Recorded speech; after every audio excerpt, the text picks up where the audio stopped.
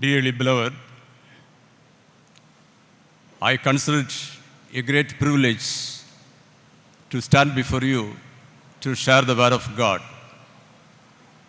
And even while I stand here, I beseech my beloved to direct your thoughts towards the word of God for a few moments. And I will conclude my message within the very limited time Jinil has graciously granted to me. Now, for a brief meditation,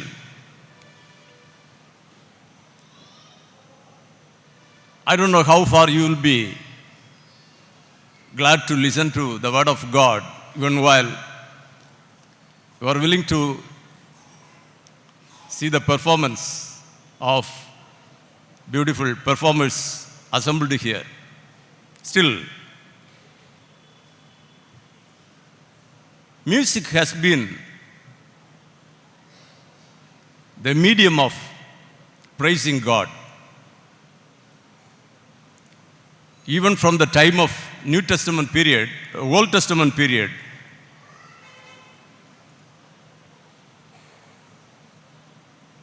King David actually introduced instrumental music along with vocal music. And as you know, the Levites were appointed for this purpose in very large numbers. 4,000 people. 4,000 people with instruments. So such a huge choir. David says, let us sing unto the Lord a new song. Let us sing unto the Lord a new song.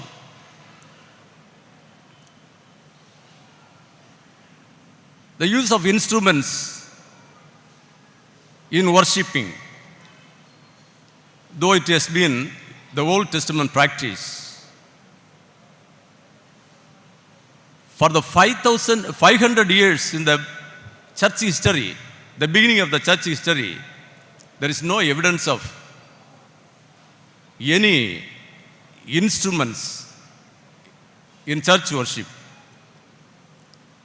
But it is King David who introduced this. And Prophet Amos and even Isaiah, they have decried the practice of using these instruments in worship. Even King Solomon says the instrumental music is meant for the pleasure of men, as it is in the book of Ecclesiastes, chapter 2, verse 8. However, church tradition indicates the use of limited instruments in worship, church worship. We must understand, the Old Testament worship is basically different from New Testament worship. The Old Testament worship is a mechanical worship, as different from the New Testament worship, which is a spiritual worship. Jesus says, must worship God in truth and in spirit.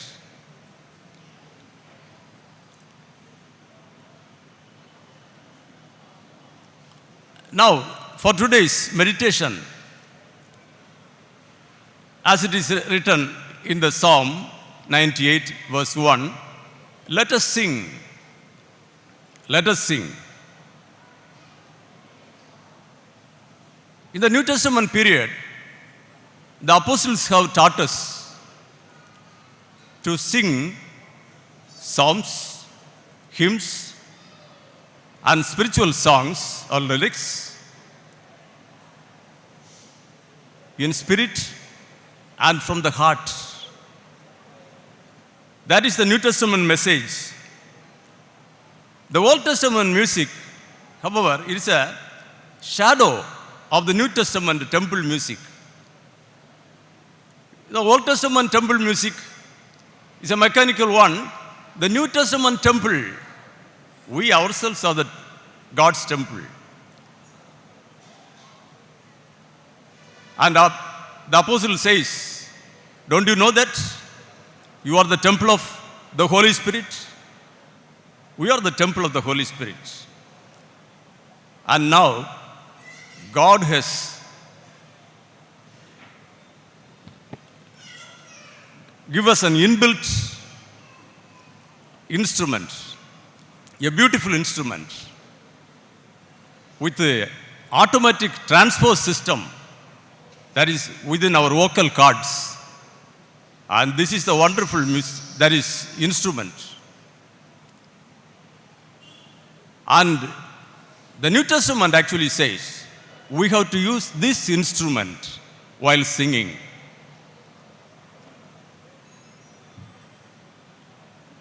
Because with the introduction of instrumental music in church worship, now it has taken alarmingly dangerous proportion, wherein the background music is in the forefront now. We are now no longer able to hear the vocal singing. The apostle says, singing from the heart, singing from the heart. Instruments, they don't have a heart. Instruments, they don't commit any sin to confess their sins. And it should come from our heart. The apostle says, glorify God through your body and spirit. God has an inbuilt instrument within us, and let us sing using this instrument. Sing unto the Lord. The singing is meant to glorify God. As I told you, music has been a medium to praise the Lord in a worship. And this is only to glorify God. The music is only to glorify God. Maybe in big music concerts, the conductors and the performers, they are receiving huge applauses from the audience, but the glory goes to God. If at all we sing, it should be unto the Lord. I hope you will all remember the great musician Vedanayagam Sastriyar once was asked by King Sarafoji of Tanjore to sing a song in praise of him.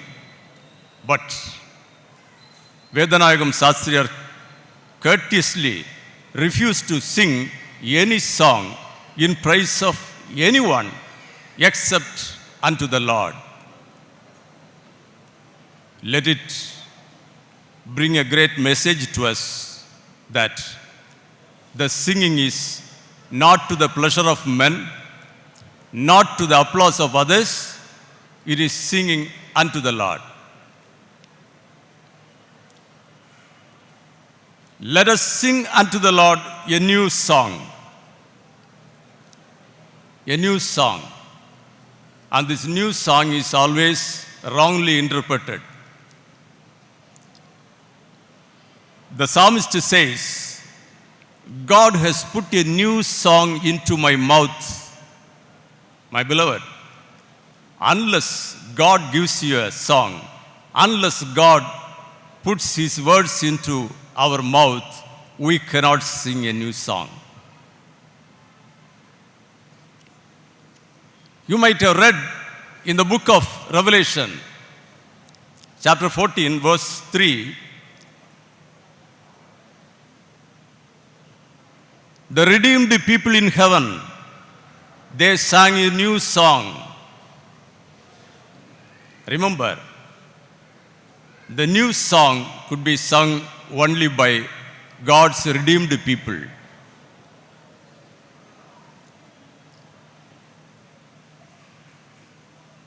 We may compose new songs, that is good, but old songs never becomes old. It's always ever new, for the reason they are songs of salvation sung by redeemed people. You must know, me singing a new song, that will not bring glory to God. Now it has become a custom in our churches to forget the old songs and new songs in place. But you must remember, and they are named as songs of revival, எழுப்புதல் பாடல்கள். I'm very sorry to say, revival never comes out of clapping of hands or singing of hallelujahs. You will remember very well when the great revival broke out during the 18th century, hundreds of thousands of songs, hymns have been composed. And unfortunately, these songs have not seen the light of the day, at least in our part of the country. And God willing, we must take up a project to translate these old songs. The old songs came out of revival. The old songs came out of the mouths of redeemed men of God. And remember, we cannot sing a new song. It is God who puts the words to sing a new song. You cannot sing a new song unless God grants you a new heart and a new spirit. You might have read in the book of Ezekiel, chapter 36, verse 26. It is God who gives us a new spirit and a new heart. When the psalmist says, sing unto the Lord a new song, he means, it's a prophetic word, he means that it should be sung by people who got renewed minds, renewal of minds, and with new hearts and new spirits. Even while we begin the performance for this day, I beseech every one of you, beloved, to sing in praise unto the Lord and sing a new song with a new heart and a new spirit. May God bless you. I wish you all a very nice time during this day, and let us see the performance of great men assembled here. I pray to God that He must grant to us a new heart and a new spirit to sing and hear a new song. Thank you. God bless you.